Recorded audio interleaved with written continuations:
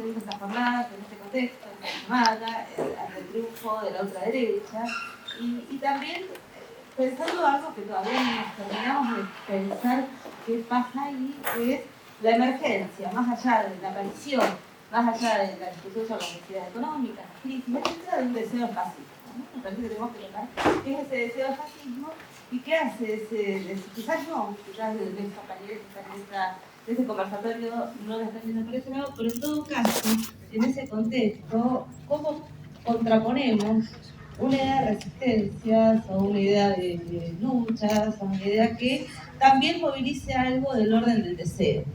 Que también movilice algo del orden de la imaginación, que también abra un tipo de fuerzas que no sean solo fuerzas defensivas de lo que ya existe, sino que abra otros caminos. Pero, este escenario de aparición de un deseo del fascismo también nos pone a todos nosotros en situación de pensar cómo enfrentar la expansión de la crueldad, ¿no? Es una de las dimensiones. Así que la primera cuestión que quería proponerles conversar tiene que ver con este hilo de la coyuntura, que es fascismo, crueldad y nosotros frente a eso. No sé quién quiere empezar.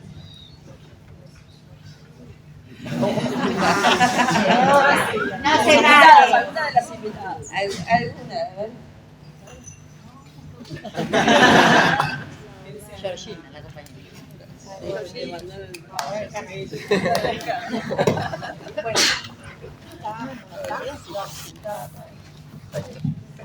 Bueno, primero buenas tardes, agradecerles a los compañeros de Yo No Fui por invitarnos a pensar debatir, reflexionar sobre uno de los temas y debates aún no saldados dentro de los espacios feministas en su amplitud, que es qué hacemos con el derecho penal, ¿no? Esta demagogia punitiva que se coló en los espacios feministas y que vimos durante los últimos años a ciertas corrientes dentro de los feminismos pensar que las soluciones a los problemas sociales, llámese feminicidio, violencia de género, acoso callejero, se iban a resolver con penas más duras, reformando leyes y pidiendo reformas judiciales feministas. Y hasta ahí nomás, ¿no? Esos eran como los límites. Y dentro de esos límites estamos en los márgenes, las trabajadoras sexuales, bueno, compañeros que tienen un gran trabajo dentro del sistema carcelario y que ven, son testigos y lo sufren en carne propia, las consecuencias que es apelar con esa demagogia punitiva al derecho penal, porque ya todos lo saben, que las cárceles tienen un solo color de piel, las cárceles se llenan de sectores populares y ahí está la pregunta, ¿no? Que por lo menos nosotras desde Amar nos hacemos, y ahí creo que vamos a entrar ahí un poco a la pregunta del PIA, que es, nosotras no militamos el feminismo para ir a ver presos a los pobres. Ese no es el feminismo que nosotras queremos. No importa si el pobre es un pibe que no ha tenido en su alcance herramientas para pensarse y ayornarse a los nuevos contextos feministas que ciertos sectores progresistas piensan que nos atraviesa a todos, ¿no? Que todos nacemos con esta idea de toparnos con el feminismo en nuestras vidas, toparnos con lecturas feministas y de repente nos vamos sacándonos ese cascarón machista y pensándonos en nuevas sociedades. Bueno, hay algunos sectores que tienen que sobrevivir como pueden, no pasa el feminismo por su vida, pasa la necesidad imperiosa de sobrevivir en este sistema tan desigual, en este sistema capitalista que nos ahoga todos los días, más y más.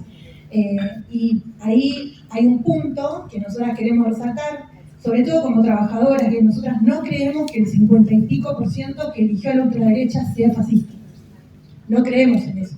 Creemos que hay muchos de los que están en nuestros barrios, que hay muchas compañeras y compañeros que están desencantados, que hay muchas y muchos que esperaron durante todos estos años una mejora económica en sus vidas. Y ahí creo que también hay una demanda y una deuda que tiene el movimiento feminista, que no podemos tirar la pelota de afuera para pensar por qué hoy tenemos un Milei, sino también vernos la responsabilidad que nosotras tuvimos, porque pasó el aborto legal, seguro y gratuito, y la agenda quedó en lo simbólico. Y con lo simbólico no se come. Con lo simbólico no se transforman las vidas.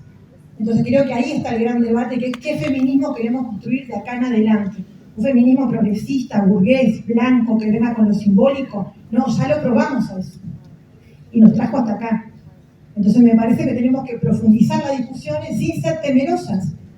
Porque ahí también nosotras podemos aportar qué es lo que sucede cuando llevamos a los espacios feministas la discusión del trabajo sexual. No es como que ahí son temerosas en discutir ciertas cosas. Entonces, ¿quién selecciona qué temas sí son agenda feminista y qué temas van a quedar afuera? ¿Qué color de piel tienen esas feministas que siguen eligiendo qué temas sí quedan en agenda política institucionalizadas y qué temas no?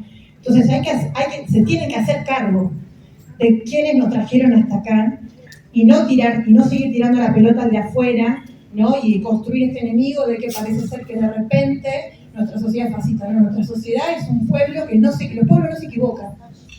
Los pueblos no se equivocan. En todo caso hay que revisar y sobre todo tener mucho cuidado cuando decimos, porque ahora muchas veces pasamos a la resistencia. Un momentito. Hay algunas que resistimos todos los días hace años. Bienvenido a la resistencia.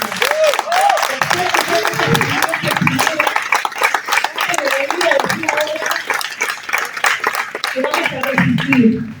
Porque hay un montón de sectores que están resistiendo en las cárceles, en los barrios, en los comedores, en los sindicatos, en las economías populares informales, y después las fórmulas, ¿no? De repente parece ser que hay algunos y algunas que tienen fórmulas, y fracasaron las fórmulas que nos trajeron hasta acá. Entonces me parece que no es solamente resistir, con resistir no se vuelve, compañeros y compañeras.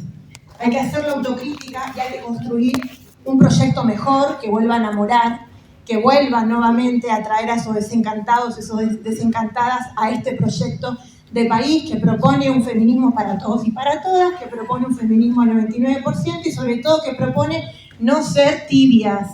Basta de ser temerosas a discutir algunas cosas que nos incomodan. Si no vas a venir a discutir cosas que te incomodan, entonces quédate en tu casa y hacer la revolución, no sé, en TikTok, con tu grupo de amigas, pero el feminismo es para la incomodidad. Creo que de ahí nacen las verdaderas transformaciones y de ahí nos fortalecemos.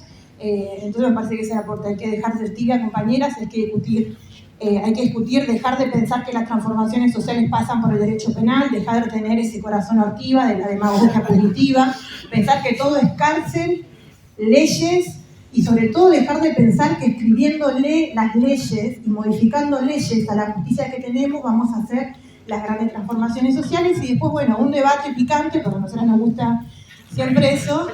No creemos la reforma judicial feminista que solamente se piensa en que las mujeres blancas tengan los lugares que tienen los varones blancos. No cuenten con nosotras si esa es su reforma judicial feminista. La reforma feminista vamos a hacer con esta agenda. Abolir el derecho penal y sobre todo tomar nuevamente la agenda del abolicionismo del derecho penal y no como han hecho algunos abolicionismos de la prostitución, que se ampararon con el derecho penal, ¿no? Y que desvirtuaron una lucha. Entonces también creo que eso también es una de las grandes tareas que tenemos de recuperar la palabra, pero sobre todo de la militancia. Hay que abolir, sí, el trabajo asalariado, para eso falta mucho, ahora tenemos que trabajar de algo hay que vivir, ¿no? Entonces hay que abolir el derecho penal y sobre todo como feminista pensar políticas que vuelvan a traer nuevamente la justicia social, dejando lo simbólico que no le salva la vida a nadie, sino que solamente siguen llenando de estructuras estatales a la misma de siempre, a la blanca que piensan qué lugar tenemos que tener los pobres. Muchas gracias.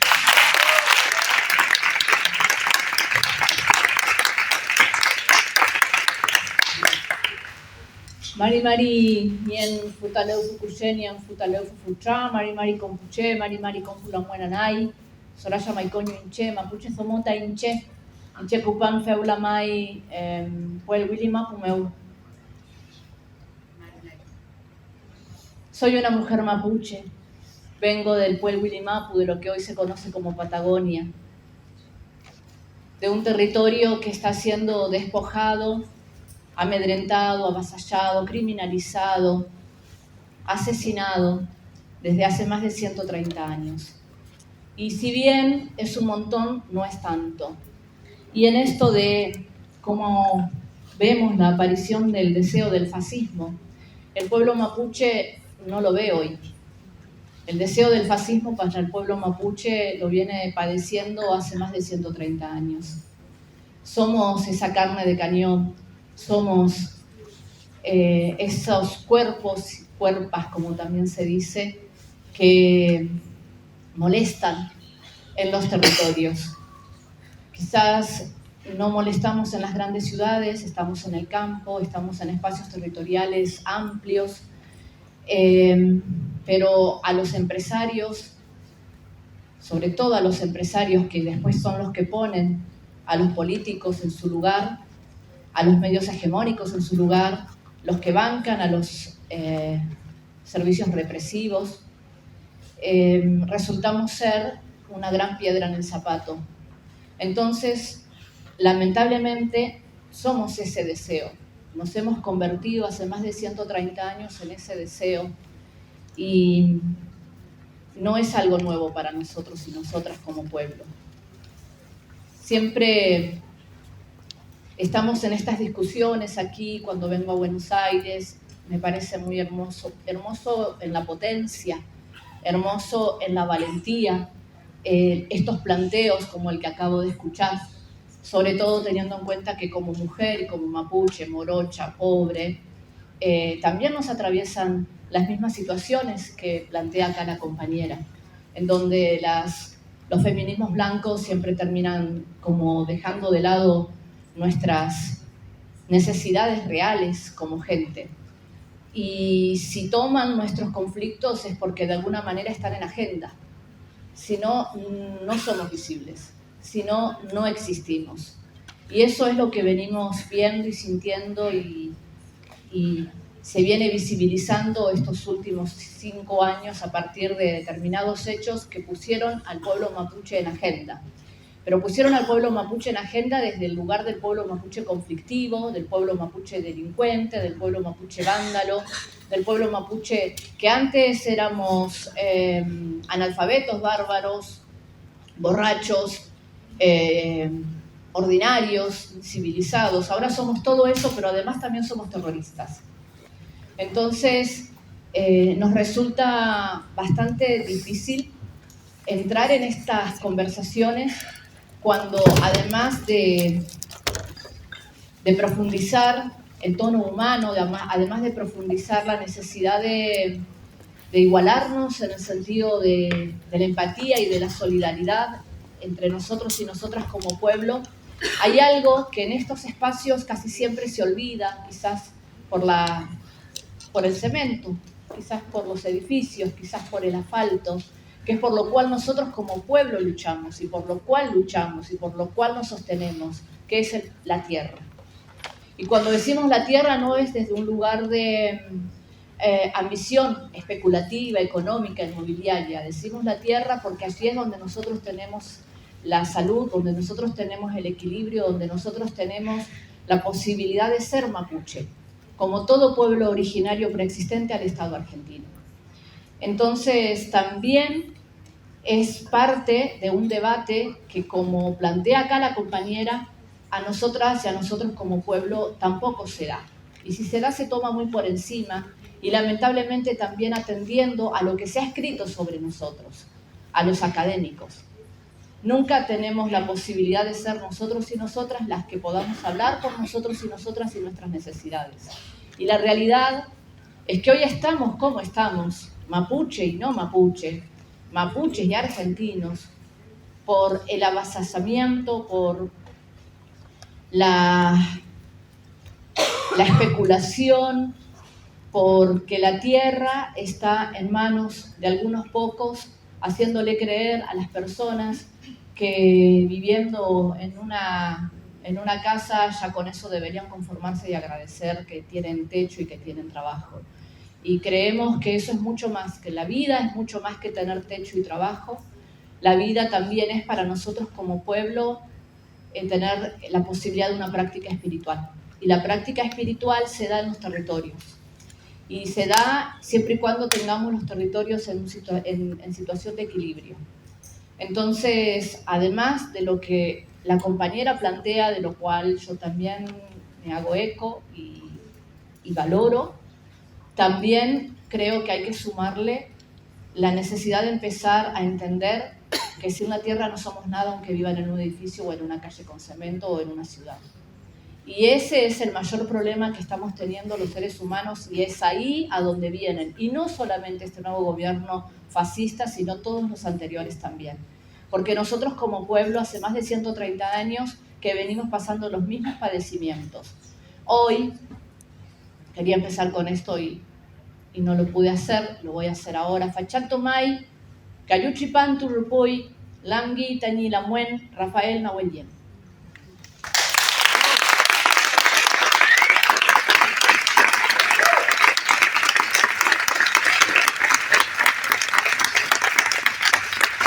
Hoy se cumplen 6 años del asesinato de nuestro querido Lamuen Rafael Nahuel, un joven de 21 años que estaba acompañando un proceso de reivindicación territorial, y se está llevando adelante un juicio. Después de 6 años se pudo determinar quiénes son los responsables del asesinato. El 29 de noviembre vamos a tener la sentencia y ahí vamos a ver realmente qué tipo de sentencia, qué tipo de pena se le va a dar a los responsables del asesinato, que son integrantes del grupo Albatros de prefectura, o sea, de una fuerza represiva del Estado. Entonces, hoy que recordamos la muerte, del asesinato de nuestro Lamuen, es parte también de un montón de hermanos y hermanas mapuche que han ido asesinando, incluidos nuestros ancestros, a lo largo de estos 130 años, y por el mismo motivo, por la tierra.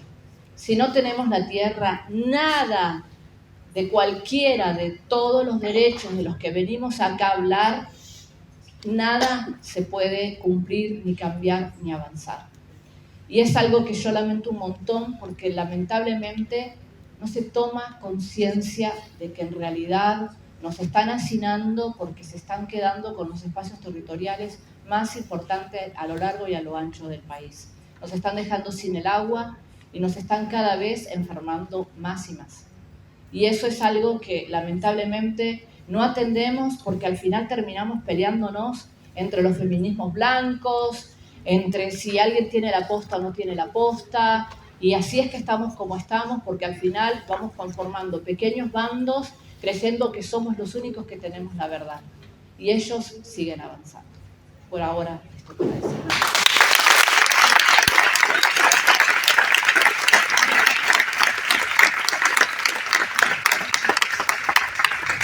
Bueno, difícil, pero voy a agradecer en primer lugar la invitación en términos personales. Siempre que puedo digo que hace muchos años soy fan de Yo No Fui, me parece un espacio indispensable para pensar, y además celebro mucho la persistencia en una conversación que todo el tiempo somos invitadas a abandonar, ¿no? Que es la conversación por la puesta en cuestión del castigo como respuesta. No poder abrir siquiera la pregunta acerca de si las respuestas centradas en castigar, en aplicar dolor a otra persona, en producir la cantidad enorme de daño que el sistema penal produce, efectivamente cumple con la premisa de estar respondiendo a algo, y en su caso a qué, digamos. Entonces, me parece que, contrariamente a ciertas desatenciones que pudieran señalar que estas son preguntas fuera de tiempo, al contrario, son siempre pertinentes, porque no se me ocurre ningún proceso de transformación real que no tenga el cuestionamiento de la centralidad del castigo en nuestras vidas en el centro del proyecto, valga la redundancia. Un poco con esta cuestión de...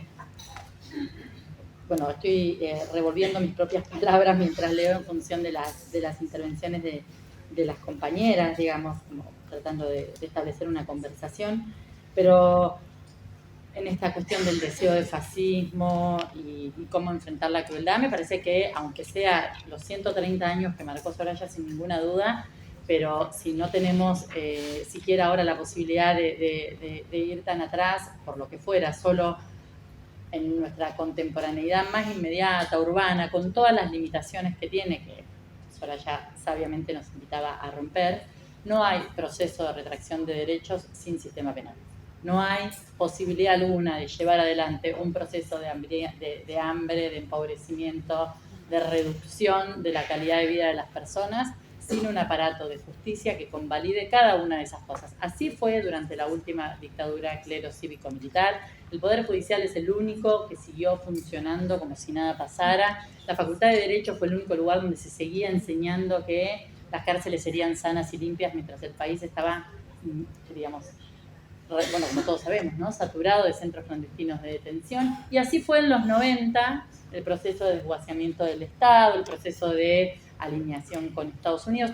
Cada una de esas decisiones trascendentales para la vida cotidiana de nosotros tuvo atrás decisiones judiciales. Y cuando el proceso político o la movilización política o la movilización social generaba dificultades o alguna capacidad de resistencia, que vaya si la tuvo, apareció por primera vez en la historia de la democracia en Argentina la represión sistemática de la protesta social. No era un tema la represión de la protesta social hasta mediados de la década del 90, cuando los compañeros, las compañeras de las privatizadas, Plaza Winkle, Salta en el norte, en fin, los distintos lugares en los que fueron armándose movilizaciones sociales mucho antes que las que se armaron en las grandes ciudades, tuvieron como primer respuesta y reaseguro el funcionamiento del aparato represivo. Así que me parece particularmente pertinente la pregunta y tomarse muy en serio esa posibilidad,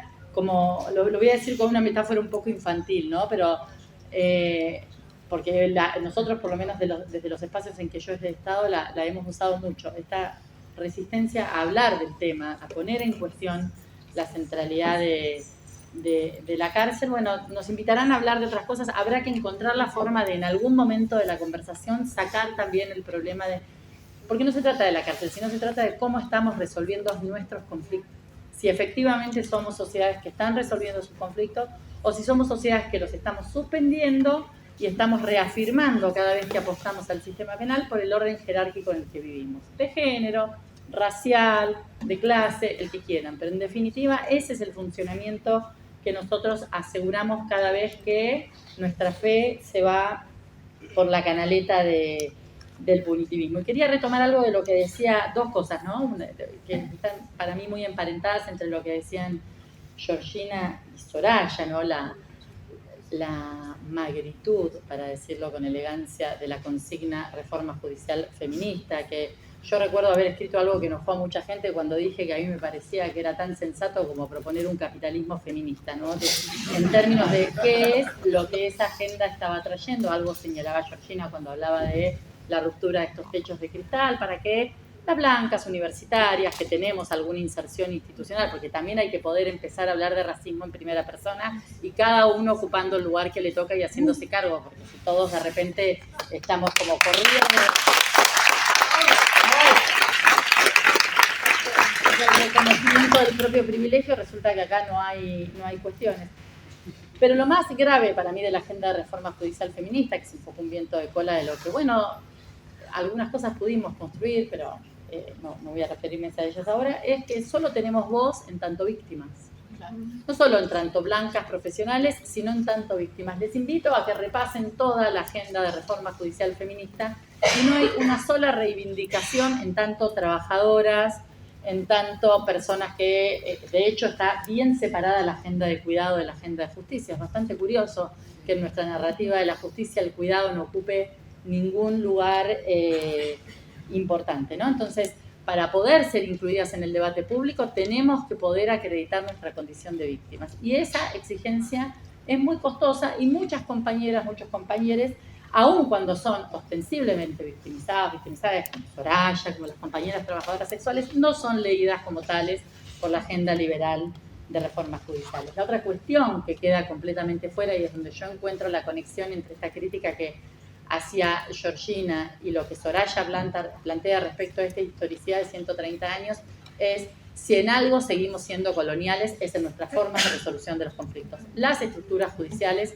son una herencia colonial calcada, intacta, con mudanzas muy lentas, bien intencionadas, no es igual que en 1813, por supuesto que no, pero en sus aspectos más medulares, en sus capacidades de producir y reproducir crueldades como las que nos cuenta Soraya, está inconmovible, ¿no? Entonces, de mínima, cuando vayamos a aproximarnos a la conversación acerca de cómo queremos resolver nuestros conflictos, tendríamos que tener la capacidad de conversar históricamente con quienes tienen la historia del padecimiento de esos aparatos de justicia, pero también poder poner en discusión la idea misma de que ahí está la solución de lo que estamos buscando. Es decir, el problema que tienen estos procesos es que jugamos con dados extremadamente cargados, ¿no? Digamos, y estamos haciendo permanentemente el precio a la idea de que una condena es lo mismo que una respuesta al conflicto que generó un daño a una persona. Poder separar esa relación.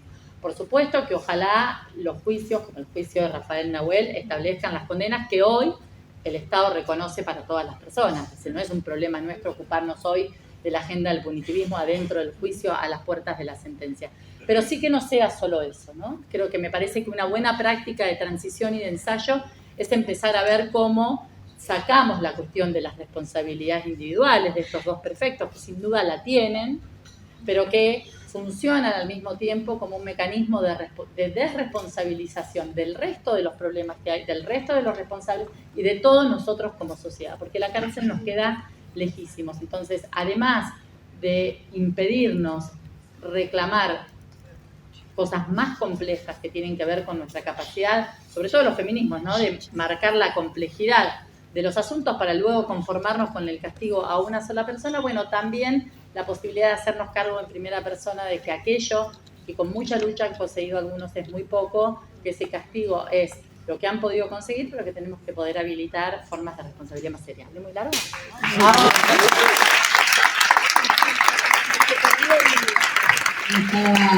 Estaba recordando algunas asambleas de algunos, creo que en el año 2016-2017, en el que estuvimos participando en la Mutual, donde habían más de 400, 500 activistas organizando un 8M, que Georgina tuvo ahí una intervención que tuvo bastante resistencia por parte de los compañeros y que era muy difícil, digamos, asimilar, que el feminismo asimile las voces que estábamos poniendo ahí, porque bueno, como sabemos, somos cuerpos que incomodan. Les quiero decir que más incómodas son las camas del pabellón y de las celdas de aislamiento, así que en ese sentido creo que evitar las incomodidades y los conflictos es una manera de hacernos cargo de los conflictos que tenemos y de las contradicciones que habitamos. Y bueno, lo que quería recordar de ese momento era que después de que habló Georgina nos tocaba hablar a mí, a Lili, y por allá escuchamos un grito que nos dicen: ahí hablaron las putas, ahora van a hablar las chorras. Por allá por abajo, digo, ese nivel de violencia, ¿no? En la que tuvimos que transitar las incomodidades de una manera que nos permitió fortalecernos, ¿no? Creo que sacar algo bueno de eso es la potencia que genera esa incomodidad de decir: ¿por qué vos te creés con más derechos que yo? ¿Por qué vos te creés que sos la voz de todas? ¿Por qué vos te creés que podés poner en agenda lo que vos querés? Acuerdo con que la reforma judicial feminista no es una manera, creo que es un parche y lo hablamos mucho. Creemos que una manera de contrarrestar a eso es expropiar esos conflictos, que creo que lo que hacemos en nuestras prácticas cotidianas es eso, ¿no? Lo que hacemos en nuestro colectivo, lo que hacemos en nuestros espacios en los que discutimos, en los que lloramos, en los que producimos, en los que estampamos, en los que nos pintamos las uñas. En todos esos espacios estamos generando prácticas de justicias alternativas y que son todo lo contrario a las prácticas de odio y a los discursos que hoy se ven de moda, por así decirlo, ¿no? El odio ganó, pareciera muy soberbio y nos generaba muchas contradicciones o no, hacer un evento una semana posterior a las elecciones. Creo que estamos todos muy sensibles, pero creo también que en ese sentido nunca ningún gobierno nos quedó cómodo, con ninguna gestión estuvimos no solamente totalmente de acuerdo, sino que nos sentimos desprotegidas, nos sentimos olvidadas, nos sentimos ninguneadas, y creo que bueno, este espacio que está compartido con un montón de artistas, digo, ¿no? Con personalidades y colectivos diversos. Creo que es una manera de construir ese territorio, expropiar de alguna manera también esa potestad que tienen otras grandes estructuras que tienen más recursos y que tienen mucha más disponibilidad y que tienen muchos más medios para generar este tipo de discusiones, ¿no? Para nosotros es muy importante seguir discutiendo sobre el punitivismo porque creemos que el punitivismo está avanzando, digo, no solamente acá, sino a nivel regional. Es una mirada que nos está soplando en la nuca y que nosotros estamos,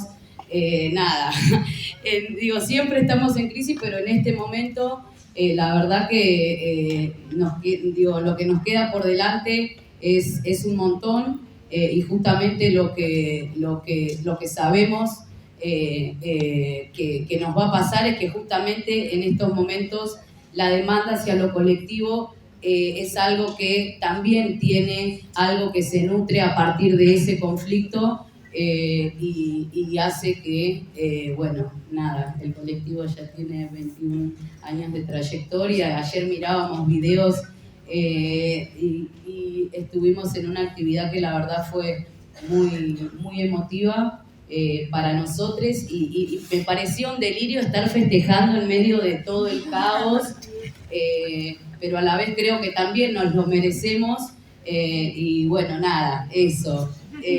Vamos a tener un año en el que nos vamos a tener que cuidar, en el que nos vamos a tener que segundear, en el que nos vamos a tener que acompañar, en el que vamos a tener que seguir dando las discusiones y disputando la agenda, disputando las discusiones y bueno, nada, poniendo en práctica lo que somos y lo que sabemos hacer, que es segundeándonos, contrarrestando a esa lógica de castigo que lo único que propone es muerte, es exterminio y bueno, nada, eso.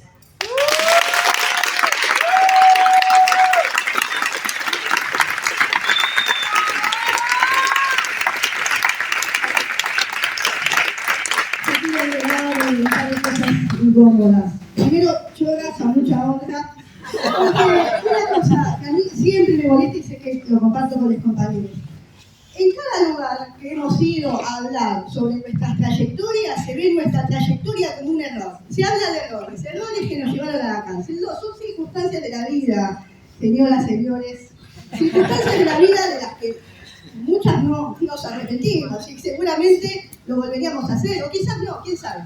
Pero bueno, eso es hacer algún tipo de realidad distópica que no estamos acá para eso. Y por otro lado, también traer que me parece importante traerlo en los debates presidenciales, tanto del candidato Milei como del candidato Massa. Somos parte de ese 44% que lo votó, pero en ningún momento la idea de personas privadas de libertad y garantía constitucional cruzó ninguno de los debates. Y eso la verdad que... ¿Qué onda? Están censurando. En ningún momento se escuchó nada, es más, sabíamos por compañeros que era algo que anda otro, hablar de personas privadas de libertad. Nadie salió al cruce de nada, ni los candidatos, ni los compañeros, ni nadie. Así que me parece importante poder decirlo, porque ahí hay una mirada punitivista que se comparte, ¿no? Y por otro lado también poder decir que la verdad que poder compartir estos espacios con los compañeros de distintas vertientes es muy importante porque esto abona a la discusión sobre para qué sirven las cárceles que no sirven para nada, al igual que la justicia punitiva. Porque a nosotros, al menos en Yo No Fui, no nos interesa hacer un gueto de personas que pasaron por la privación de libertad. Y estos son los espacios que sirven a hablar comunitariamente para ver cómo resolvemos cada conflicto. Eso, gracias.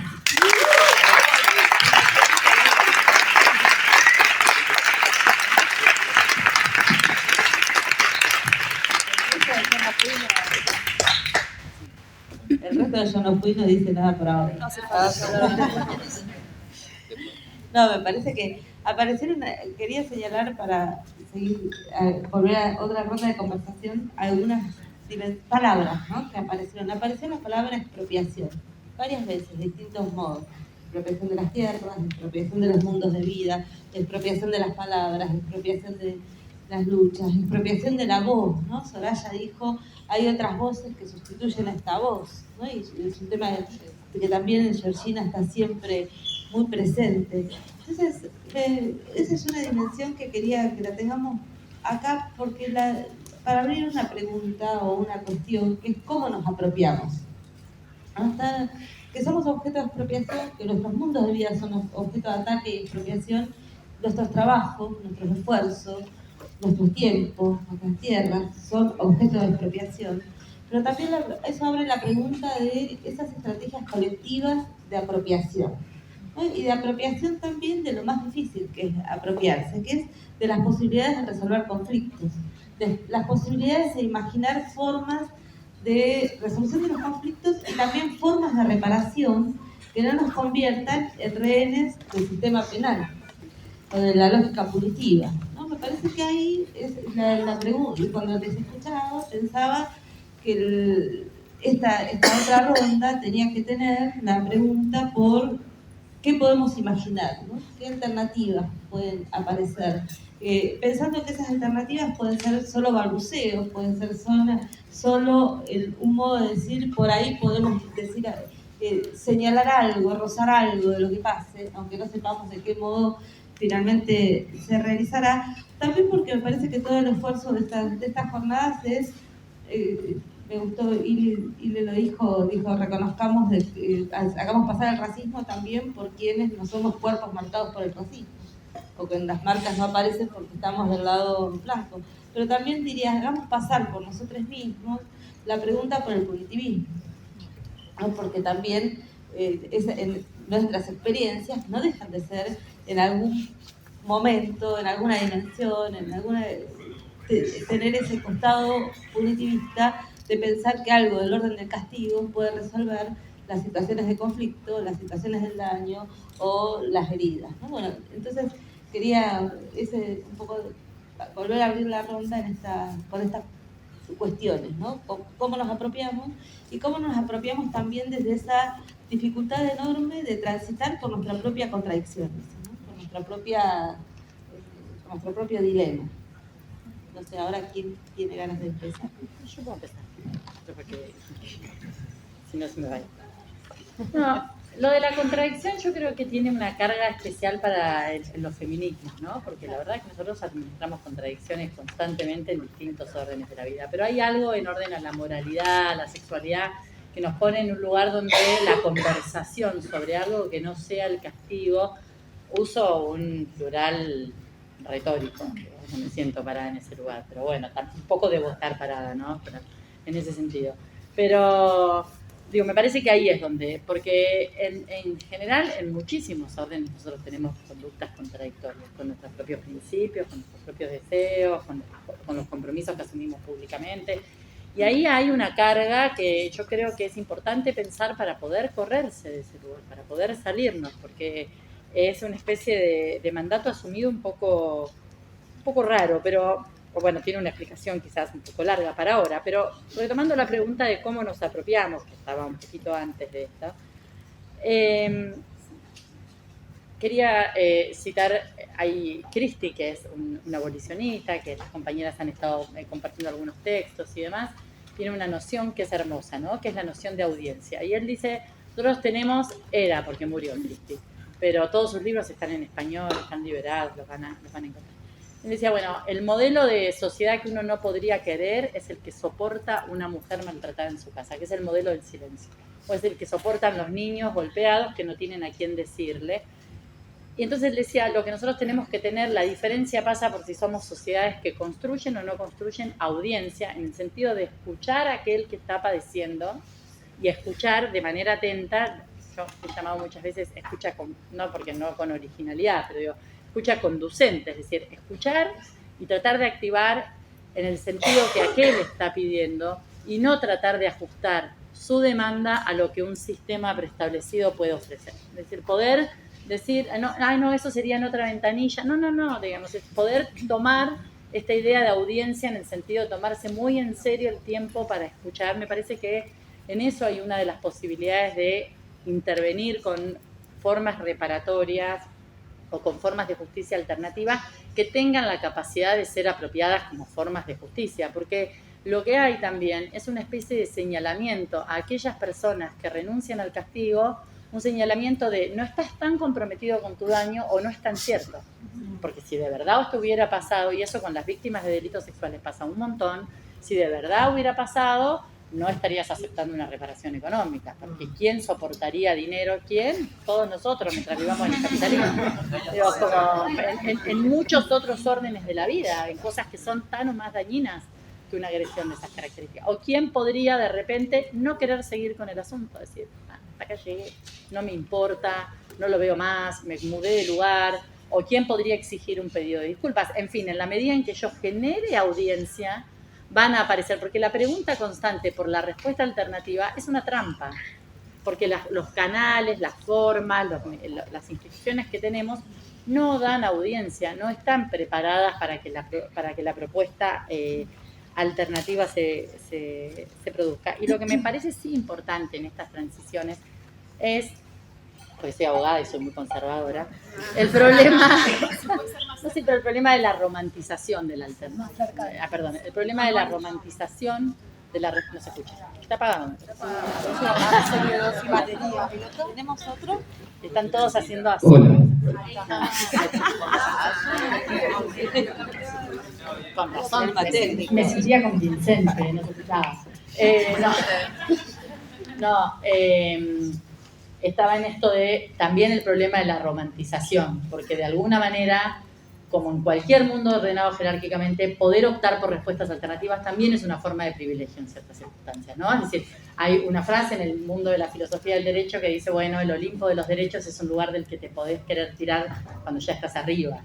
Entonces, cuando nosotras discutimos si reconocimiento de ciertas formas de violencia sí o no, es porque en general transitamos muchas veces escenarios de reconocimiento. Y además, negamos al otro la astucia que hay en ver que nuestras formas sociales solo ofrecen castigo. Entonces, ¿por qué podríamos empezar por decirle, pero qué desatento, cómo reclamás castigo?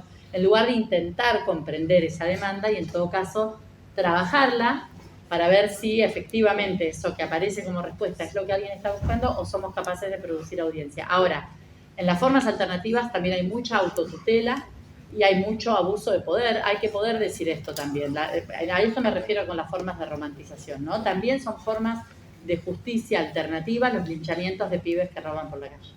Entonces, hay que en ese punto no embarcarse en la idea de... en la trampa de la respuesta total. Este mecanismo reemplaza la cárcel, reemplaza el Estado, bueno, bajo ciertas circunstancias, y para mí la clave de legitimación es que la persona a la que le ha pasado algo sea una persona que ha sido escuchada. La segunda clave de legitimación es que uno puede ser muy dañado en la vida, pero no hay nada que habilite a producir daño como un derecho adquirido. Y hay que poder también tomar la conversación acerca de que decirle a alguien que ha sido dañado que lo que está pidiendo es dañino o es violento no significa negar el dolor que ha padecido. Sencillamente es que tenemos una opción ética por no insistir con el sufrimiento.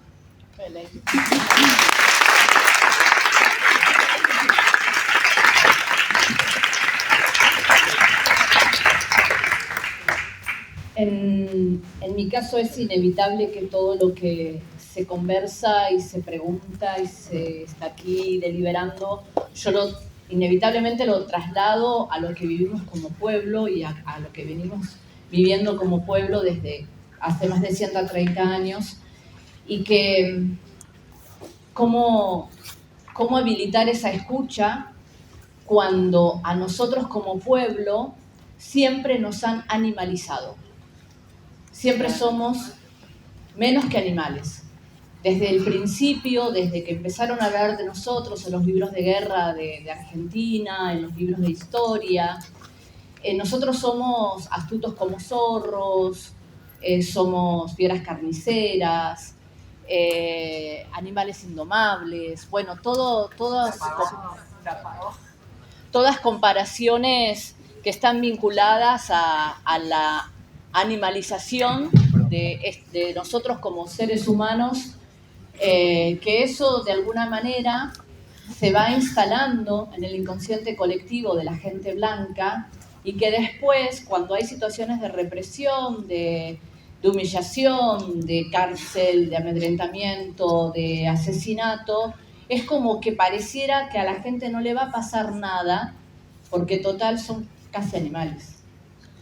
Y esa es una realidad con la que aún hoy convivimos, y en esto de la audiencia y de la escucha, aún teniendo gente que tiene capacidad de empatía y de solidaridad, si no hay un trabajo hecho en sí mismo, como plantea Caile, sobre su propio racismo, igual no tenemos una verdadera escucha. Y eso nos pasa a todos los originarios, a todos los morochos, a todos los pobres. Pero en esto de cómo expropiar, planteaba acá la compañera, insistimos.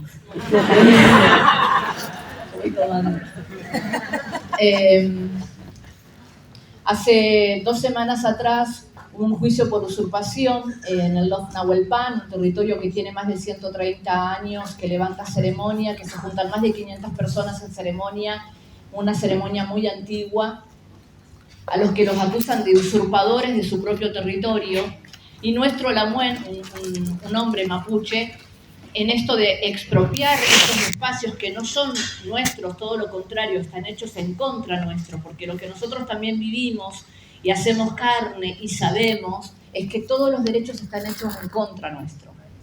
No tenemos derecho, sino que se habla el nombre de la ley, pero para ir en contra de nosotros, que en este caso ni siquiera es que se está ejerciendo un delito, aunque todo preso y toda situación de delito siempre tiene que ver con una cuestión de carencias principalmente económicas y que las genera el mismo Estado.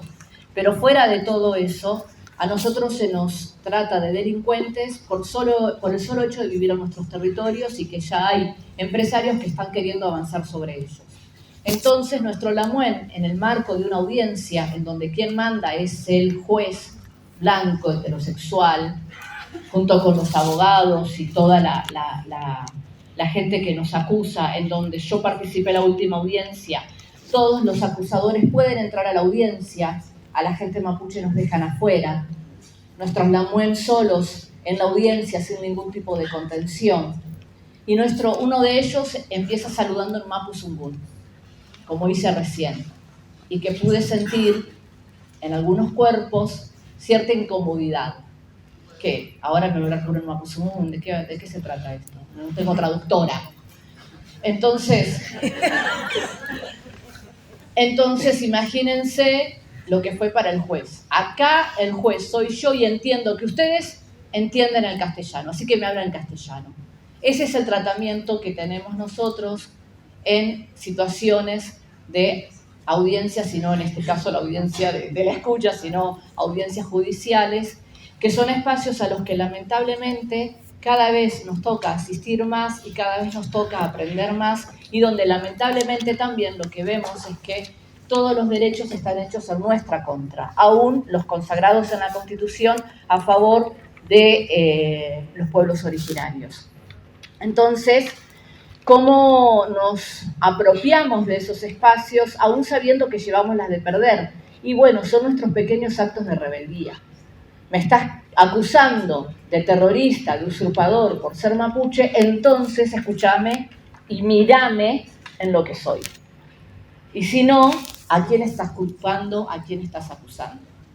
Y eso es algo que también nos parece muy importante empezar a sostener. Aún en las audiencias públicas, en los juicios, podemos usarlo como nuestro espacio de trinchera, como nuestra tribuna, y dejar en evidencia cómo en realidad están trabajando exclusivamente para los empresarios, para el poder político, para los medios hegemónicos, y no en función de una sociedad que esté pidiendo justicia, y en este caso una justicia que no existe, porque, por ejemplo, con nuestros Lamuen acusaron a 5 de usurpación de un territorio, finalmente 3 fueron excluidos, quedaron sin causa, y 2 sí. Entonces es como, bueno, hay 3 que pueden seguir caminando el territorio y no son usurpadores, y hay 2 que no sé cómo vamos a hacer para que entren, nos vamos a tener que esconder. Pero así de incoherente es la ley también, así de incoherente están hechas las leyes, porque o son todos usurpadores o no es ninguno. Entonces, ¿cómo empezamos a apropiarnos aún de estos espacios que juegan en contra nuestro? Para que de alguna manera poder dejarles en evidencia de que en realidad no están trabajando para la justicia, sino en función de los intereses empresariales que hay en este país. Contarles un poco que el día de hoy tenía como propuesta el nombre de esos abolicionistas, y al principio fue bastante difícil porque dijimos, vamos a poner abolicionistas solo y nuestras compañeras de AMAR nos van a prender fuego. Decíamos, no, o sea, y con razón aparte, decíamos como, ¿qué hacemos con esta palabra? Y lo primero que queríamos en ese sentido decir es que eso nos dio como resultado la idea de que nos expropiaron la palabra.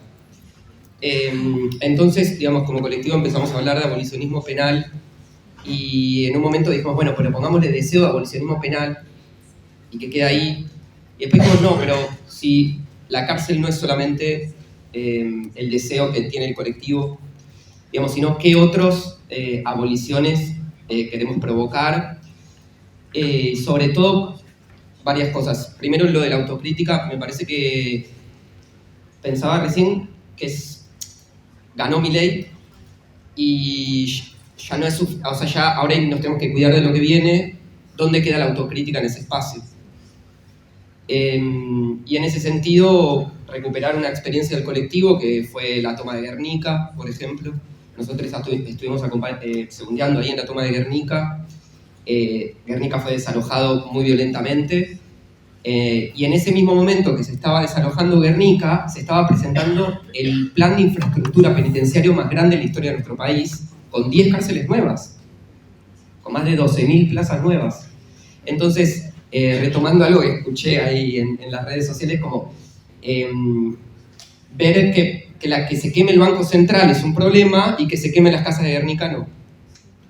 Entonces, digamos, ahí empezamos a pensarnos como colectivo qué es lo que tenemos que abolir aparte de las cárceles. Porque no son solo las cárceles. Como colectivo, digamos, tenemos puesto el foco ahí, pero tenemos puesto el foco en muchos espacios. Y también, digamos, veníamos pensando en las preguntas que nos hacen todo el tiempo cuando surge la idea de abolicionismo penal. Todo el tiempo está esta sensación de ¿están locos? O esta sensación de son unos fascinerosos, o ¿cómo? Infantiles, o utópicos, ¿no? Románticos, idealistas, gracias. Estos son los radicalizados. Y en ese sentido, digamos, el problema del hecho de que nos hayan expropiado la palabra es que nos expropiaron una historia, la historia de otros tipos de abolicionismos que hubo a lo largo de la historia. Y veíamos las preguntas que primero surgen, por ejemplo, bueno, ¿qué hacemos con los violadores? ¿Qué hacemos con los femicidas? Y digamos, nosotros venimos leyendo. Y después, ¿qué hacemos con los genocidas? Esa te la dejo si querés para vos. Pero nosotros nos interesa dar una respuesta que es: si 7 de cada 10 abusos ocurren al interior de abusos infantiles ocurren al interior de las familias, ¿por qué hablamos de violación en relación de cárceles? Si nosotros lo que no queremos es que haya más violaciones. Si estamos hablando de la relación de violadores y cárceles, es porque estamos hablando de una vez que el hecho ya fue consumado. Y nosotros no queremos que sucedan violaciones. Y si las violaciones suceden al interior de la familia, por ahí lo que hay que abolir también es la familia. Lo que nosotros estamos hablando también tiene que ver con un deseo que no es que esto va a suceder mañana. Es un deseo que, claro, esa misma lógica de castigo que opera en esas circunstancias es la misma lógica de castigo que opera en la cárcel como disciplinamiento. Para nosotros es parte del mismo entramado, no está separado, digamos, es parte de las mismas modos de disciplinamiento que nos provocan, digamos. No sé si... Yo quería decir algo, me parece que es importante poder decirlo un poco sobre la postura de nuestro colectivo. Para nosotros las cárceles no sirven para nada. ni para los femicidas, ni para los violadores, ni para los genocidas. Porque también es importante decir que a nuestro colectivo y a nuestros talleres dentro de los penales vienen compañeras que han sido acusadas por abuso, que muchas veces son acusadas también, esas compañeras, por abandono de personas. ¿Por qué? Porque se supone que tuvieron responsabilidad porque violaron a su hijo. Y así, de la misma manera, otras compañeras que por distintas circunstancias de la vida fueron acusadas de eso. Y a nosotros no nos parece que hay personas con las cuales no hay que trabajar. Porque muchas de nosotras, cualquiera fuera el delito que se nos imputó, también fuimos arrumbadas en un penal. Y si quizás mis compañeras, con el delito que a mí se me imputó, hubieran dicho, yo no trabajo con una chorra que quizás violentó un montón de personas, yo estaría cumpliendo 11 años y 6 meses. Propusimos este encuentro como cada una de las cosas que proponemos hacer, chiquitas, más grandes. Digamos, esto tal vez es lo más grande que logramos hacer en 21 años en términos de masividad, de cantidad de personas. Y nosotros no tenemos verdades, tampoco queremos tenerlas. Nosotros tenemos preguntas, nosotros tenemos deseos de problematizar nuestra vida, deseos de construir. Queremos abolir para construir vidas más vivibles para todos, para todas. Y sobre todo nos interesa pensar con otros. Trabajamos mucho para que el pensamiento sea un pensamiento colectivo, mismo entre nosotros como práctica política, y creemos que tenemos que cuidar mucho los términos en los que conversamos, discutimos y pensamos, porque también ahí se juegan cosas. Nuestra práctica se inscribe en contradicciones muy duras, muy fuertes, muy difíciles de desandar. Y desde esas contradicciones no queremos que esta sociedad siga produciendo daño, ni para un lado ni para el otro. Creemos que una sociedad que produce daño nunca va a ser mejor. Y de esa tal vez sea una hipótesis, digamos, no una verdad, pero sí una hipótesis que defendemos con certeza porque lo vemos. Y si fuera así, que tenemos que hacer una separación entre tipos de delitos, nuestro colectivo no debería existir, porque nosotros nos reconstruimos desde ahí, somos eso. Entonces nosotros no tendríamos que existir, porque tendríamos que empezar a sacar del colectivo a la mayoría de nuestras compañeras, compañeros, e incluso, tal vez, a nosotros mismos. Entonces, digo, ¿cómo hacer para no abandonar toda esa contradicción, toda esa complejidad que tiene la vida social, que nos atraviesa, que nos duele, pero que eso sea, como hoy habló, lo que tiraba hoy Elian en el taller, ¿no? Ese sustrato del que hablaste, el sotobosque. Nosotros intentamos construir ese sotobosque desde donde se puedan construir otro tipo de vidas. Y sí nos interesa como activistas anticarcelarios que no nos getifiquen solamente y nos ubiquen en un lugar de que nosotros solo podemos hablar de la cárcel.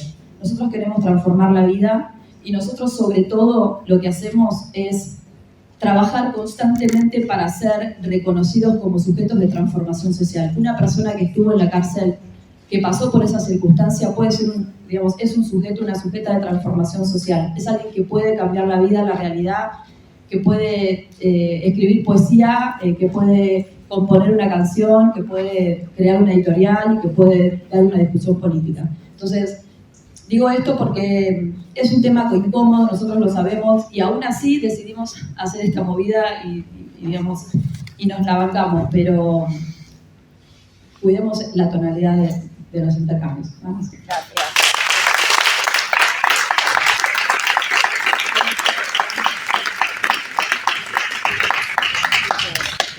Bueno, yo siguiendo acá la pregunta disparadora de Pía, voy a ejemplificar lo más rápido que se pueda dos situaciones con las que intentamos resolver. Primero, conflictos de manera comunitaria, sin apelar al derecho penal, llamar a la policía, ir a la fiscalía, pedir botón antipánico, perimetral y demás.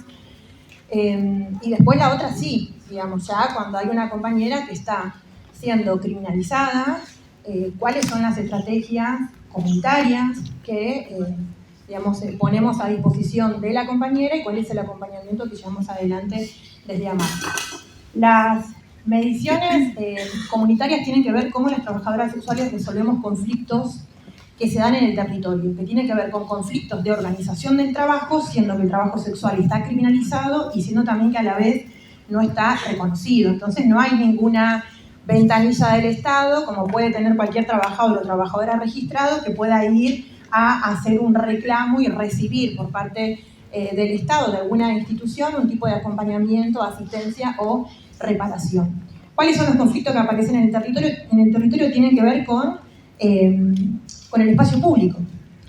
Digamos, cómo se organiza el espacio público. Y esto no solamente lo compartimos las trabajadoras sexuales, sino también lo hemos compartido en conversaciones, en asambleas y en encuentros, que le sucede lo mismo a los compañeros y compañeras, vendedores ambulantes, a los manteros, la mantera, a las compañeras que andan con sus carritos vendiendo café o vendiendo comida en la calle.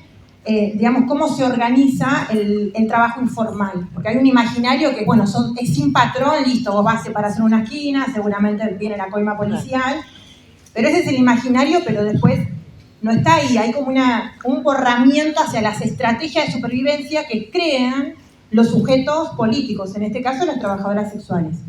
Entonces hay mucha disputa con el tema de las zonas, las esquinas. ¿Cómo se ponen límites a las esquinas? ¿Cómo te voy a decir yo, no sé, Pía, vas a trabajar de acá para allá porque allá está mi esquina, yo 30 años soporté la policía, lo tengo bien ganado, y después los horarios, ¿no? ¿Cómo se dividen los horarios? ¿Cómo se decide quién trabaja en el turno mañana, quién trabaja en el turno tarde, quién trabaja en el turno noche? Y después, ¿cuáles van a ser los espacios en los que si alguna se pasó de viva, ¿no? Vamos a resolverlo? Que no apelemos a la violencia ni tampoco apelemos a llamar al patrullero, porque sabemos que llamar al patrullero es que vamos a caer todas en la volteada, todas con la racia, el operativo, ese día no va a trabajar ninguna, no solamente no va a trabajar la que tiene el conflicto, sino que va a repercutir en todo el resto. Y después también, como una de las formas que, digamos, que más discusión llevó dentro de la organización es la cuestión de la violencia. ¿Por qué? Porque nosotras somos muy conscientes en que la violencia es una estrategia de defensa que tienen los pobres. Entonces no podemos ir y decirle a la compañera, está mal lo que vos hacés, sacar la cadena y querer darle un navajazo a la compañera. Los ricos también. No, los ricos también, bueno, pero eso los puertas para adentro, eso no se entera nadie, los nuestros hijos en la calle, estamos en la calle, se entera todo el mundo. Entonces esos fueron los procesos más largos y de mucha discusión, de poder entender que la violencia ya no era una herramienta, por lo menos no con una compañera. Sí puede ser una violencia cuando la policía se pone muy jede y bueno, hay que violentar a la policía. Alguna irá presa, pero en algún momento también tiene que haber una estrategia para frenar el avance de la violencia institucional. Entonces en Casa Roja, que es un centro de asistencia que tenemos en el barrio de Constitución, hacemos mediaciones. ¿Cómo se construyeron las mediaciones? Bueno, se fue conformando con las distintas miradas que fueron aportando las delegadas, que fueron aportando también el equipo de abogados y abogadas de la organización, pero es medio como un juicio la mediación, porque esa también es la mirada que nosotros tenemos los pobres, que es medio hollywoodense, ¿no? ¿Cómo veo la justicia? Y como hacen los juicios en las películas que vemos. Entonces el juez es el abogado, porque para los sectores populares la figura del abogado y la abogada es muy importante. O sea, es una cagada que sea así, pero es la realidad. Siempre como para, si viene un abogado, es como que el abogado tiene una potestad, ¿no? Que no tiene nadie, tiene una credibilidad ahí en el entramado de los sectores populares. Entonces, el abogado de la abogada es el juez, en esta mediación que hacemos nosotras. Las personas en conflicto, que siempre suelen ser dos, ¿no? Una compañera y otra, tienen el derecho a llevar dos testigas, que van a tener 3 minutos de aportes para ver su mirada, si fueron testigas de la situación, qué es lo que pasó. La acusada también va a traer sus 2 testigas y después la resolución, digamos, esto es medio como los jueces populares, que son las delegadas, ¿no? Que del barrio, sobre todo de la zona y de los horarios de trabajo, que son las que hacen el acta. Hay un libro de acta de las mediaciones, van escuchando los 5 minutos que tiene la acusada y la otra compañera que siente que nada, que avasallaron contra su zona de trabajo. 3 minutos van a tener las testigas. Bueno, el juez ahí, siempre que el juez es el abogado, tiene que poner palabras, porque bueno, hay gritos, obvio la gente grita, hay gritos, y las delegadas dan su parecer. Y ahí nos hemos encontrado, por ejemplo, en esa escucha que se pone ahí, con gritos, sacando lo que llevamos de la calle. Hemos escuchado, por ejemplo, que una de las acusadas no es que se pasó de viva y en vez del turno mañana se quedó el turno tarde, sino que ese día no había laburado nada. Entonces pudo ahí decirle a la compañera, mirá, yo no es que me pasé de viva ni que no estoy respetando las condiciones organizativas que resolvimos entre todas en la asamblea, sino que ese día no laburé nada y algo a mi hijo le tengo que llevar. Entonces ahí la acusada pasaba, ¿no? Incluso la compañera que acusaba decía, bueno, ahora me siento yo que estoy siendo la acusada, pero me parece que y en algunas, ahí están mis compañeras, que en algunas mediaciones se resuelven, y en otras no. Claro. Entonces también hay eso, como en algunas resoluciones y fueron efectivas, comunitarias, y en otras no. Y cuando no lo resuelve, y bueno, nosotras sí le decimos, mirá, si vas a la fiscalía, le tenemos que contar a las compañeras, podés ir a la fiscalía, no vayas a la comisaría, te conviene una fiscalía o a un centro de acceso a la justicia, tenés el derecho a que si vos acá en esta construcción que hicimos comunitaria no lograste resolverlo, no sentiste la reparación, puedas tomar otras medidas. Así que esa es como una estrategia un poco para que no apelar a la violencia ni tampoco apelar a llamar a la policía, porque a veces algunas compañeras veían a una que estaba en la zona, digan la verdad a ustedes, se llamaban y le hacían pasar por vecinas y decían, acá estoy en la calle Cochabamba, en Salta, estoy viendo a una prostituta en la vereda.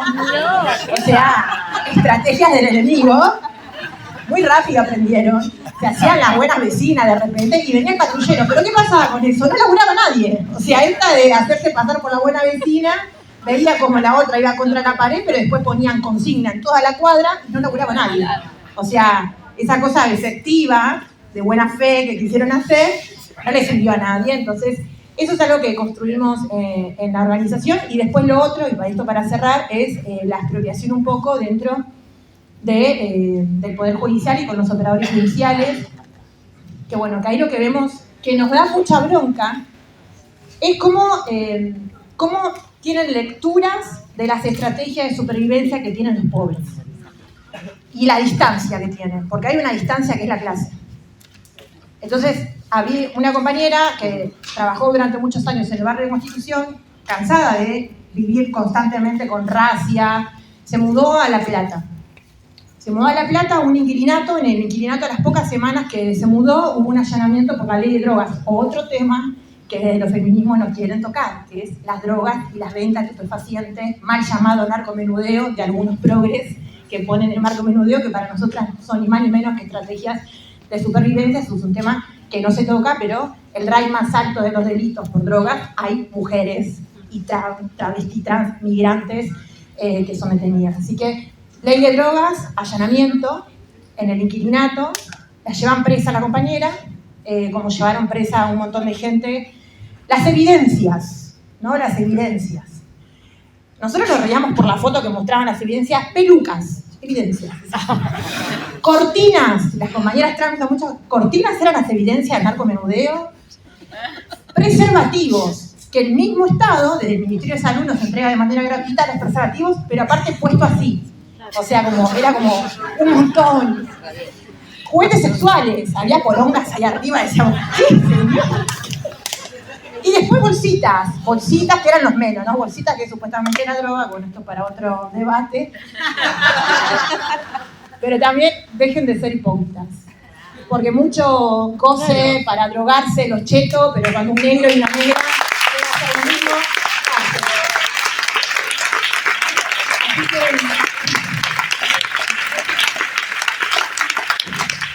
todos tenemos derecho a irnos de gira, ¿eh? Así que la compañera llevaron presa y nosotros preguntamos con su defensor público, por supuesto, cuál era la evidencia. El defensor público no entendía nada. Dice, le encontraron 200.000 pesos debajo del colchón. Entonces nosotros dijimos, bueno, pero hay una explicación para eso.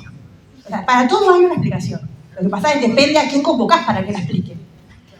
Entonces nosotros sabíamos con algunos defensores que tenemos relaciones, porque nada, los matamos a llamada para que atiendan los llamados de las compañeras, para que apuren una estrategia colectiva. Le dijimos, bueno, nosotras podemos explicar por qué esa compañera tenía 200.000 pesos debajo del colchón. Dice, bueno, la fiscalía llamó a una testiga experta, no voy a decir el nombre, pero una funcionaria, que va a explicar la vulnerabilidad del colectivo travesti trans, o sea, víctimas, ¿no? Claro. Y entonces nosotros dijimos, bueno, pero vos que sos el defensor, llévanos a nosotras como testigas expertas, o sea, como organización. Entonces nos llevaron a las dos. La funcionaria explicando la vulnerabilidad de las compañeras trans, víctimas, las trans, que hay navajazo, cadenazo, todo lo que nosotras decimos, ¿con qué trans esta habla? Porque las que nosotras vemos son tremendas guerreras, y esta era como la traba pobre. Entonces, todo eso como vulnerabilidad todo el tiempo, son personas vulnerables. Bueno, entonces cuando nos tocó hablar a nosotras, le contamos a la fiscal, a una mujer, que nos preguntó cómo explicábamos nosotras que tenían 200.000 pesos esa compañera debajo del colchón. Y nosotras dijimos, bueno, ¿usted conoce lo que es la Junta? Y me decía, no conozco lo que es la Junta. Bueno, la compañera es migrante, la Junta es una estrategia de economía, tipo una rueda, una cadena, tipo esperar de la abundancia, pero esta real, acá se pagan, ya te cagan, pero estas pobres pagan.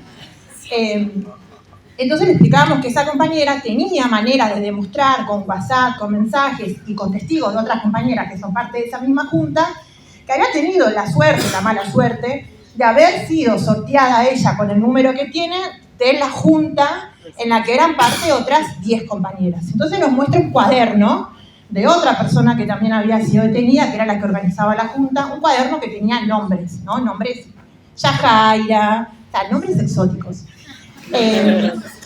Y tenía un cuaderno anotado con lapicera y según la fiscala esas eran las soldaditas. Y nosotros decimos, pero esta es la junta, o sea, esta compañera que está detenida, estas todas son las de la junta, tenían puesto los aportes que iban dando. Y después nos dice, bueno, pero te voy a hacer escuchar una llamada telefónica y a ver qué me tienen para decir de eso. O sea, describía totalmente nuestro relato. La llamada telefónica de una compañera que le decía, mirá, este sábado voy a hacer papa a la huancaína, si vos me querés pedir, decirle a las compañeras que vienen en tu inquilinato. Y entonces la fiscal le dice, eso es un código narco. Papa a la huancaína. Y nosotros dijimos, mirá, más que un código narco, es una comida típica que comen las personas peruanas, y hay personas que también venden comida, y esa es la forma, digamos, no van a poner, no tienen un pibe, no sé, que le haga el delivery de Rappi con una aplicación que seguramente usted tiene en el teléfono, aplicación, y todos los fines de semana se puede pedir comida. La gente pobre se anuncia de ese modo, con audios, digamos, se anuncia con mensajes. Entonces, le explicamos esto, que era la junta. Ella, digamos, todo el tiempo no negando que la junta no podía, y para cerrar, digo, lo último que nos preguntó es, ¿y por qué en vez de tenerla cuando recibe la junta el dinero debajo del colchón, por qué no se la puso en el banco? Y ahí era explicarle algo sensato. Mirá, vos tenés tarjeta de crédito, estás bancarizada porque el trabajo está registrado, porque tenés un montón de privilegios que se ve que con esta charla no lo pudiste todavía ni siquiera ponerte a cuestionarte. Pero hay otra gente que trabaja de manera informal, que sus trabajos no están reconocidos, que no tienen la posibilidad de la bancarización y que muchos desconfían del banco. A ver, ¿por qué los pobres vamos a confiar del banco? De repente, si tengo plata, voy y pongo una caja de ahorro. Y si el otro se la fuga y el pobre la va a guardar debajo del colchón, ¿dónde más va a ir si tenerlo seguro en su poder y sobre todo en su habitación y en su espacio donde vive? Entonces me parece que ahí también, después de eso, obvio, nos llamaron, nosotros dijimos, no nos van a llamar nunca más, testigas expertas todo el tiempo, el defensor siempre que hay una travesti dice, prefiero llamarla a ustedes que vienen acá a cantar la posta, y no llamar a la funcionaria blanca que hablaba de la vulnerabilidad en clave de victimización. Y después también cómo las personas, los sujetos, rápidamente entendemos eso. Tenemos una compañera que está pasando un proceso judicial, que ella lo entiende perfecto. La otra vuelta cuando hablamos, si viene un juicio que tiene que afrontar, y dice, yo sé que frente al fiscal, víctima, y en la calle, perra empoderada. O sea, me parece que ahí está el punto de cómo construimos también nosotros expropiación, disputa, y sobre todo disputar estos sentidos de, ¿no? Ahora somos testigas expertas en la calle, expertas en poder contarle a mucha gente estrategias de supervivencia que tienen un desconocimiento total. Entonces eso, si ustedes, algunas sean abogados, cuando tienen algún sujeto político que es criminalizado, no llamen a las testigas expertas blancas, académicas, vean la vinculación que es ese sujeto político y el entramado de relaciones sociales que esos sujetos políticos y convoquen a organizaciones sociales. Yo quería decir algo muy breve, y era a partir de esta idea de reapropiación, pensar un poco todo lo que sucedió en el día de hoy, que para nosotros un poco cuando pensamos en esta jornada tan larga, de tantos talleres, lo que nos propusimos también era pensar la cárcel, y con esto quiero decir, pensar la cárcel para nosotros es pensar la vida, y pensar la vida es pensar los afectos, pensar las relaciones con los otros, pensar nuestras vinculaciones, nuestros modos de vincularnos.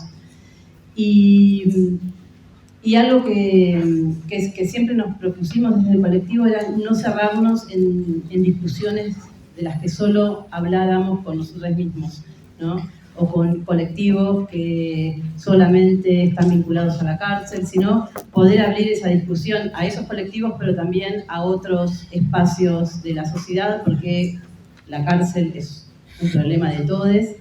Y creo que hoy, en estos espacios de talleres, durante todo el día, en todos los talleres, lo que apareció todo el tiempo, me parece que fue como una apuesta, primero a repensarnos nosotros mismos y en relación con los otros, y también a animarnos a imaginar,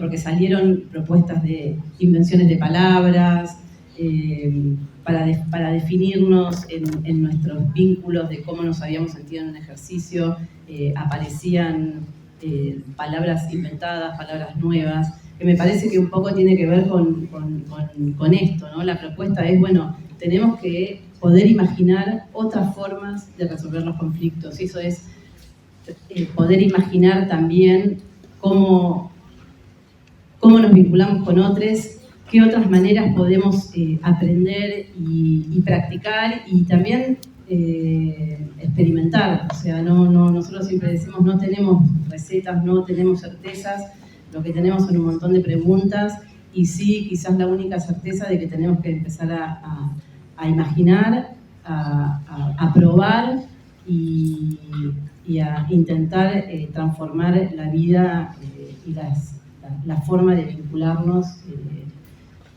que creemos que es lo que nos puede sacar de estas situaciones de pensarnos siempre como la solución punitiva ante un conflicto. Y bueno, eso un poco, ¿no? Como animarnos a imaginar otros modos. Gracias.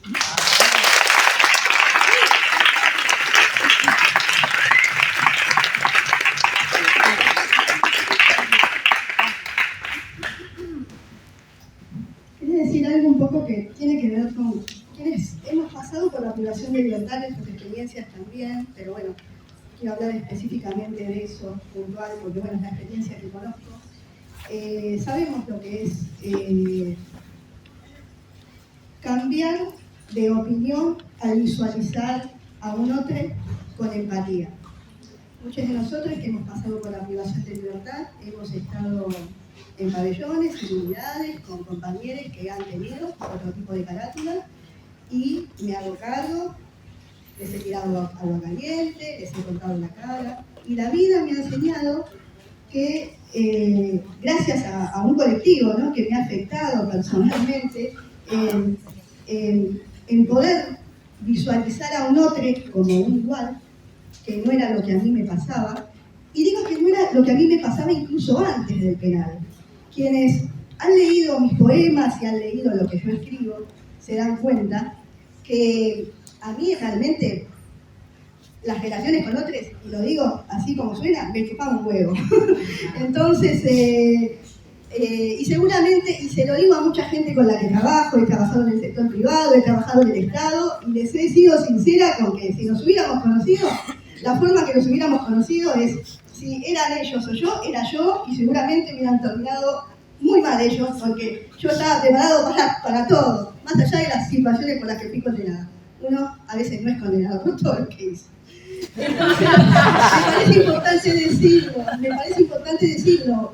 Seguramente hubieran terminado mal, y soy honesta en eso como lo soy con el resto de mis compañeras, y como mis compañeras son honestas conmigo en eso. Seguramente hubieran terminado atados con un chorizo, y si hubiera habido un problema, chao, era yo la que salía. Pero bueno, habiendo pasado por la privación de libertad y habiendo sido afectada por el colectivo que conocí, toda esa violencia se transformó en poemas. Y quienes han leído mis poemas lo ven ahí.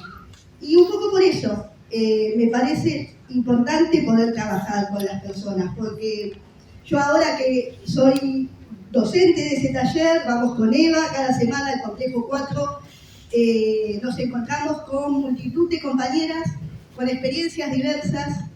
Nunca preguntamos la situación por la cual está, cosa muy distinta a lo que quizás hubiéramos hecho viviendo en un pabellón. Y me parece importante dejar eso. Gracias a un colectivo, yo hoy puedo decir que he transformado mi forma de pensar a muchas de esas cosas. ¿No? Muchas. Eso.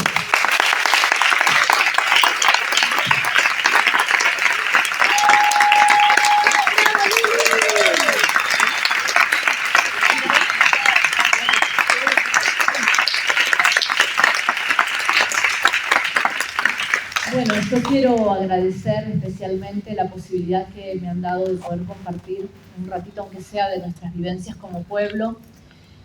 Decir que nosotros en esto de la justicia alternativa creemos que lo alternativo de alguna manera es una palabra que limita en el sentido de que a veces lo alternativo, medicina alternativa, cuestiones alternativas se emparentan con lo New Age, con la mística, y nosotros creemos que en realidad, lejos de ser New Age o lejos de ser subalterno, en realidad lo que nos parece por ahí más importante plantear que todo eso alternativo en realidad con lo que está vinculado es con lo ancestral, y que son prácticas culturales antiguas que debemos traer a este presente para encontrar un modo de poder resolver los conflictos de manera más humanas y sin seguir haciéndonos daño, como planteaba Ale. Nosotros en nuestro pueblo tenemos espacios de traúm, de conversación, para intentar resolver ciertos conflictos internos, sin caer en la denominación de que hacemos justicia por mano propia, porque en realidad la justicia que en realidad existe nunca está de nuestro lado. Pero lejos de eso, y también tomando un poco lo que se planteó acá, no significa que seamos un pueblo ideal. También tenemos conflictos, también vivimos violencias, también vivimos abusos, y también nos toca como mujeres, como personas mapuche, intentar buscarle la vuelta a resolver esos conflictos internos que nos atraviesan y que también tenemos que empezar a hacernos cargo de que nos atraviesan. Porque a veces vivimos situaciones tan complejas que se instalan a nivel nacional y terminamos quedando en un lugar también como de un pueblo ideal. ¡Ay, los mapuches, qué lindo los mapuches! No, también tenemos nuestros propios conflictos y también estamos buscándole la vuelta para intentar resolverlo de manera lo más justa posible, pero también desde una práctica espiritual. Es muy importante limpiar el entendimiento para nosotros y nosotras, el raquijuán, como le decimos, el pensamiento, y a partir de esa práctica espiritual, después sí, sentarnos a conversar. No podemos entender una práctica alternativa o ancestral de hacer justicia si primero no tenemos una práctica espiritual, porque si no, seguimos hablando solo desde la mente, y tenemos que también pasarlo por el cuerpo. ¿Y por qué consejos hubieran dado tal o cual abuelo? ¿Cómo lo hubiera resuelto tal o cual lonco? ¿Qué hubiera dicho tal o cual abuela? Traer la palabra del pasado, los consejos del pasado que nos ayuden a resolver este presente y cambiar también el futuro. Nada más que eso.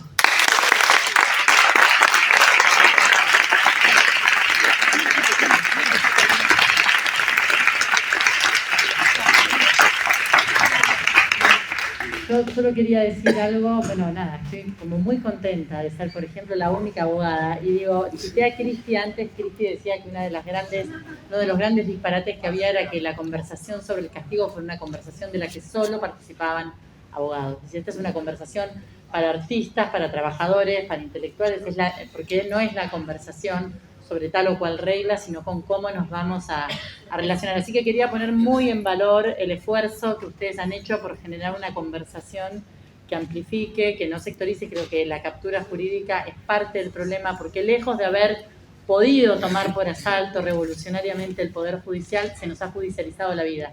Entonces me parece que es muy importante que nosotros podamos poner en valor esta cosa que a veces está lejos. Lo que dijiste, Lili, a mí me parece impresionante, ¿no? Digamos, poder colocar la importancia de la poesía. En general, cuando pensamos en qué repara, pensamos en cosas que están tan lejos de la poesía.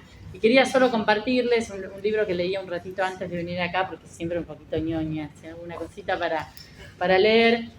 Y había una cita de Dubois que me parecía hermosa para compartirles a propósito de lo que decía. Dubois era diríamos ahora un militante, no era la palabra de la época, ¿no? Siglo XVIII, un militante antirracista, muy comprometido, machista, que Angela Davis lee mucho todo el tiempo y que cita, y él decía, bueno, tenemos que tener tiempo porque tenemos que ocuparnos de luchar, tenemos que ocuparnos de la comida, tenemos que ocuparnos de nuestra casa y de cómo vamos a vivir, pero también tenemos que poder todavía embelezarnos con las estrellas. Así que a mí me parece que ustedes han hecho eso, ¿no? Un poquito ocuparnos de la batalla, pero también un montón de poesía que es muy necesaria para poder pensar otra cosa. Gracias.